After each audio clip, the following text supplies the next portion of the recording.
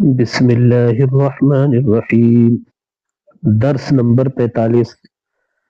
بنی اسرائیل کو فضیلت دی گئی تھی۔ اعوذ باللہ من الشیطان الرجیم، بسم اللہ الرحمن الرحیم۔ یا بنی اسرائیل اذکروا نعمتی التی انعمت علیکم وانی فضلتکم علی العالمین۔ اس آیت کا لفظ بلفظ ترجمہ۔ یا بنی اسرائیل، اس کے معنی ہے اے بنی اسرائیل۔ اس کے معنی ہے تم یاد کرو۔ نعمتی، اس کے معنی ہے میری نعمت۔ التی، اس کے معنی ہے وہ جو۔ انعمت، میں نے انعام کی۔ علیکم، تم پر۔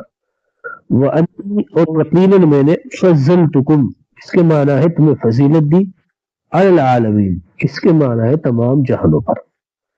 ترجمہ اس آیت کا اس طریقے سے ہوگا، اے بنی اسرائیل، تم یاد کرو میری وہ نعمت جو میں نے انعام کی تم پر، اور یقیناً میں نے تمہیں فضیلت دی تمام جہانوں پر۔ تشریح، اس آیت میں دو باتیں بتلائی گئی ہیں۔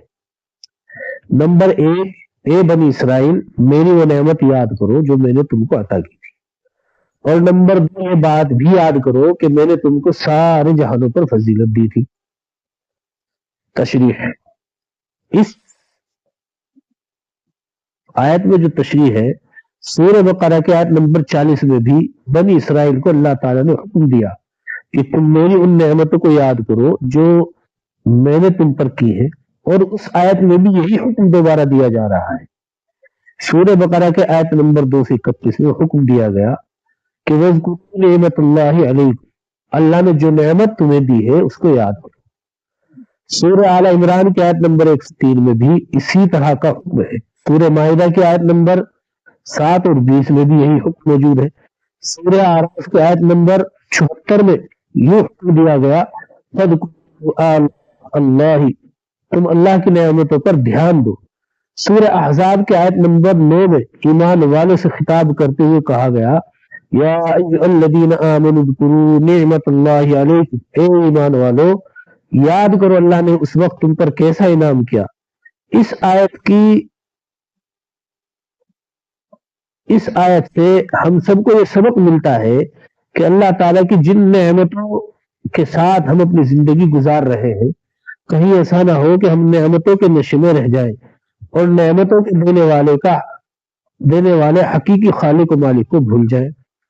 نعمتوں کو یاد کرنے سے مراد نعمتوں کے دینے والے کو یاد کرنا ہے اور اس کا کما حقہ شکر بجا لانا ہے،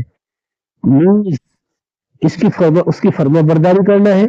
ہم صبح سے شام تک اللہ تعالیٰ کی ہزاروں نعمتوں سے استفادہ کرتے ہیں، مگر ان نعمتوں پر شکر بہت کم بجا لاتے ہیں۔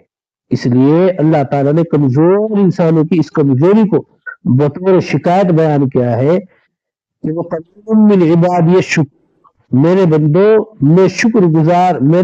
میں شکر گزار بندے بہت کم ہیں۔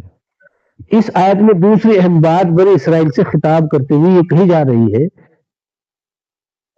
کہ وَأَنِّي فَضَّلْتُكُمْ عَلَى الْعَالَمِينَ، میں نے تمہیں دنیا و جہاں والوں پر فضیلت بخشی ہے۔ اس سے مراد بنی اسرائیل کے وہ آباء و اجداد ہیں جن میں انبیاء کرام علیہ الصلوۃ والسلام بھی تھے، اور ان میں علماء اور صالح افراد بھی موجود تھے جن کی خوبی یہ تھی کہ انہوں نے اللہ کے دین کو مضبوطی سے تھاما تھا، جنہوں نے اللہ کے دین میں کسی بھی قسم کی تبدیلی اپنی طرف سے نہیں کی تھی، وہ حقیقی معنی میں اللہ پر ایمان رکھتے تھے اور نیک اعمال میں ان کی زندگی گزری تھی۔ اللہ تعالیٰ نے دنیا جہانوں کے لوگوں پر ان کو فضیلت دی تھی کا یہ مطلب ہے کہ اس زمانے کے تمام لوگوں پر انہیں فضیلت دی گئی تھی۔ اللہ تعالیٰ نے اپنی دی ہوئی نعمت و قیمت کا احساس ہمارے اندر پیدا فرمائے اور ان نعمتوں کو اور نعمتوں کو دینے والے کو یاد کرنے کی توفیق بخشے، آمین ثم آمین۔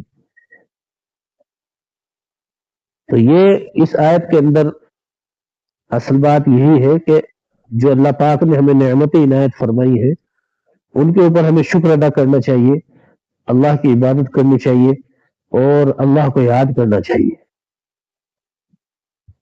وآخر دعوانا الحمدللہ رب العالمین.